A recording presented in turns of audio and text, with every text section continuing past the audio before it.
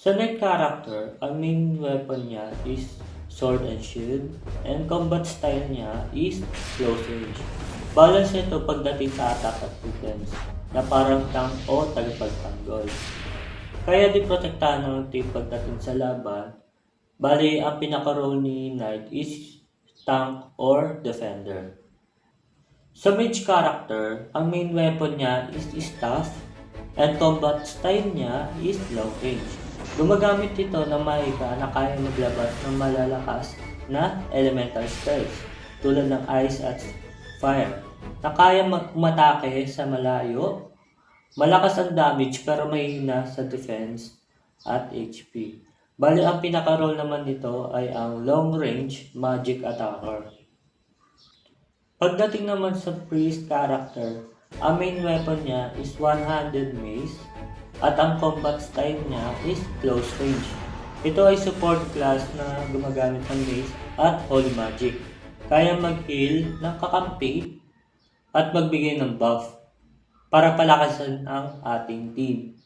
Bali ang pinaka-role naman nito is healer support. Pagdating naman sa jester character, ang main weapon niya is dagger and combat style niya is long range. Gumagamit ito ng dagger at unique na songs. Mabilis at maliksi na character at mataas ang critical damage at attack speed. Bali ang pinaka-role nito is fast critical damage dealer.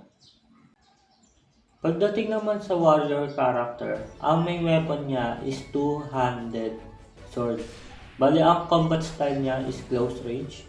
Mataas ang physical damage sa kalaban at malakas pagdating sa malapitan na kalaban. Kilala din ito na combo attacks na mabilis at sunod-sunod na tumatama sa kalaban. And ang pinaka-role nito is high damage fighter. Next naman yung ating cook character. Ang main weapon niya is cooking tools at ang combat style niya is range.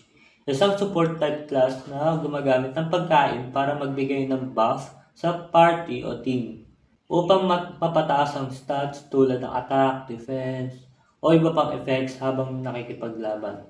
Bali ang pinaka-role nito is buff support o utility.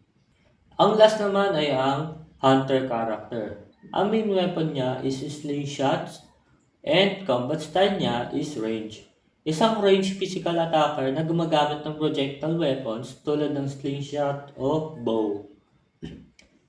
Magaling umatake sa malayo at may mataas na evasion.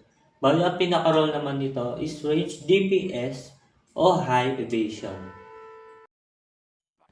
This is the end of our content on Cinnamon Cross.